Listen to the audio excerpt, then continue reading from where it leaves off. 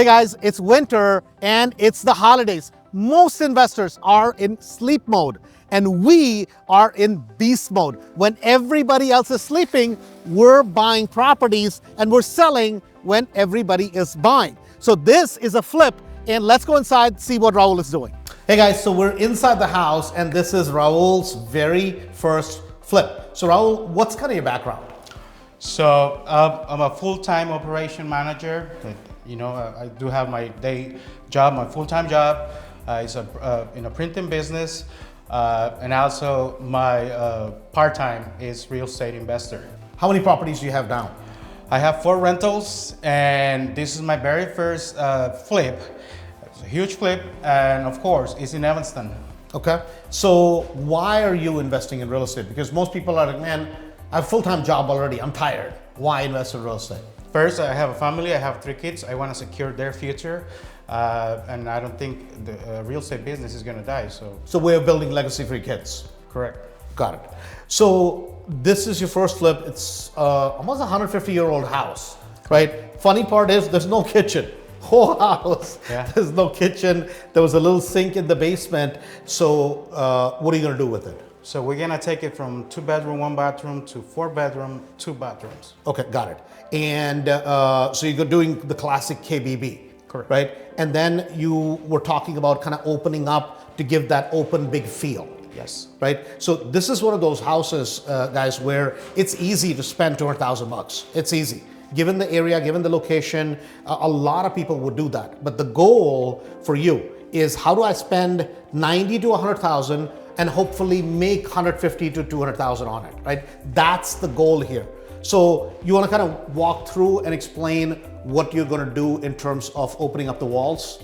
Yes. So I'm opening this wall to make it an open concept, and also since there is no kitchen, I'm planning on relocating this door here to use this space for a kitchen. The door for the bathroom is going to be relocated on the other side of the bathroom. So basically, guys, what he's saying is this door gets closed, and then this bathroom, instead of coming in from the kitchen, he's going to come in from here, which is kind of from the hallway right here, right? He's going to come in from right here. Now what it does is it gives him a nice big kitchen that opens into the whole living room, making it an open concept. I mean, literally, he's kind of spending maybe a couple $1,000 between this wall and just moving that door, if that, $1,500. And guess what it gives him? Value-wise on the back end, it gives that wow factor, which is worth at least $40,000 to $50,000 here because of the location. So having said that, let's go upstairs. So guys, we're upstairs, and remember, 150-year-old house, and they're quirky, right? They're not like a modern house, but because the house is so old, if you kind of straighten it out, you get a lot of return on the money. So Raul, what's the idea up here? Because you got 1 bedroom back here. That's a proper bedroom. But this area is wasted space. So this is a captured space. And that room over there can be a bedroom by itself also. But the problem is you have 2 bedrooms up here, 1 pretty good sized bath downstairs. So how are you going to straighten this out? So the idea is to utilize this space, and we're gonna try to fit a bathroom here. We're gonna line up. We are extending that room to make it bigger, and we are bringing the same line of the room and close it up here with this wall. Utilize that space for a walk-in shower and vanity and toilet. Okay, so it's going to be kind of a wall here, squared off, and this is never going to be perfect, right? Because remember, it's an old house. But when it's an old house like this and it's an A area, I mean, this is like, the home of Northwestern University. A lot of professors, a lot of very well-educated people, and people have the affordability. So here, it's called quaint. Right? Whenever you're in an expensive area, it's called, oh my God, the house is so quaint. You did such a nice job, because everybody understands you cannot make this house perfect. It will never be perfect. And if you try for perfection, guess what's going to happen? You're going to lose your shirt. So you do the best you can with a house like this, provide value by opening it up, additional baths, additional kitchens, and get the heck out, right? I think I'm excited to see what the outcome is, but you're going to need an architect for this, correct? Correct. You've already hired somebody? I already have somebody in the pipe, and mainly because of the village requirements. Right, so here the city is really, really tough. So you want to hire somebody that's kind of local from the areas, because you don't want to get somebody from outside. So hey guys, before we forget, I wanted to show you something really quick.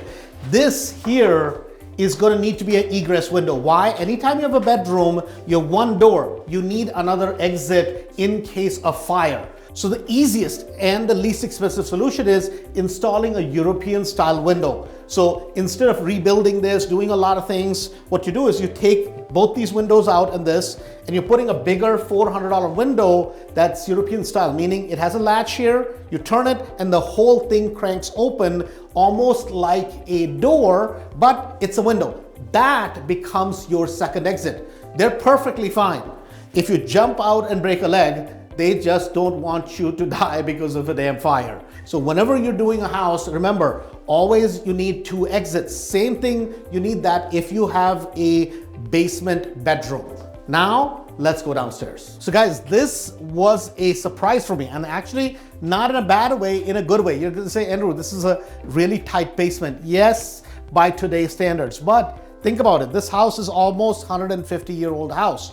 There's absolutely no structural problem. This addition actually has a foundation which most of these houses don't have. Everything is straight and level pretty much for the age of the house. It's dated, it's old, but for a 150-year-old house, there's really no water penetration. So actually, in terms of a structure, Raul did a good job. He did a really good job, because a lot of times people will buy a house which structurally has a problem, and that's where you run into problems. So man, this is awesome. Like actually, foundationally, you're really good place. What are you gonna do as far as cleaning up the basement? Just, this is gonna be the laundry. Behind the wall is gonna be the mechanicals. Right. The rest of the basement pretty much is just gonna be storage.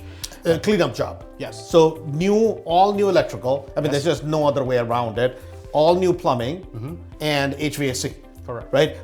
But it's going to be a nice clean, and the thing is, the basement bone dry. So this is awesome. I love the property, and let's go upstairs and we'll wrap up the numbers. So Raul, let's go through the numbers. You bought the property for how much? $230. $230. Your budget when you bought the property was how much? 90. 90 for rehab. Now you're thinking a little bit up. What is your new revised budget? Around 100. Around 100. I think 100 is very realistic for this property, because besides what we see inside, it's covered in snow, but it's a big driveway. I mean, it is massive, right? So that will add a little bit to the budget, about probably $10,000, $12,000, right? But it's got to be done. As far as how did you borrow the money on this? Was it private money from Mastery? Or was it hard money? It was a hard money. Why did you get hard money on this one? Because of the amount of the purchase price and the rehab. Because and it may take a little bit longer. Correct. So Mastery money would be a little bit more expensive if you went that route. Yes. Right? Okay. So as far as profit-wise, what do you think you're going to sell the property for? Being conservative, around 460. 460. So bought it for 230, fixed it for 100, so that puts you at about 330, plus your carrying cost, selling cost, so that adds another 35,000. So all in cost, I'm looking at somewhere around 365, 370. So if you sell it for 460, you'd make 100 grand. Would you be happy with that? Oh yeah, absolutely. Yeah, man, that's pretty good. I think if you do this right, even if you run a little bit over budget, I think it's okay. This is the first time I'm saying this, right? But I think you'll be okay because of the area. And I think you can deliver a beautiful house to market. And this is the last house on the block that really needs to be fixed up. Everything else, you have brand new townhouses across the street, rehabbed house next door. I think you should be pricing it somewhere at 530 instead of 460. And generally I tend to be on the other side, but I think in spring, April, end of April, if you bring it to market, price it somewhere at that point, and I think you should make about 130,000 on this particular property. So having said that, man, congratulations, happy for you. Thank you. Other people have theories and we have properties. Guys, this is real people doing real deals. You want to learn more? You want to be the next Raul?